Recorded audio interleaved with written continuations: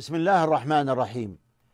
قال رسول الله صلى الله عليه وسلم: الذي تفوته صلاة العصر فكأنما وتر أهله وماله. هذا الحديث العظيم فيه دلالة على أهمية صلاة العصر، وهي التي قال الله عز وجل فيها: حافظوا على الصلوات والصلاة الوسطى. هذه الصلاة المشهودة التي تشهدها الملائكة أيضا هي وصلاة الفجر. الذي تفوته صلاة العصر، من تفوته فكأنما وتر أهله وماله، كأنما خسر أهله وخسر ماله.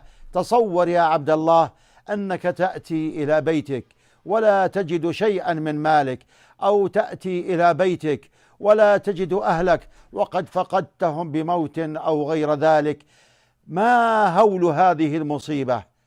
إنها مصيبة كبيرة وعظيمة، لا شك بذلك ولا ريب. كفانا الله وإياكم شر هذه المصائب. ولكن مع هذا كله نتأمل ماذا قال رسول الهدى صلى الله عليه وسلم: الذي تفوته صلاة العصر فكأنما وتر أهله وماله. أهله وماله كل ذلك أصبح مفقودا.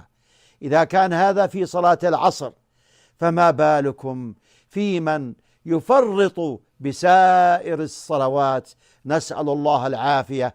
أسأل الله عز وجل أن يجعلني وإياكم من الذين يحافظون على الصلوات وسائر الطاعات.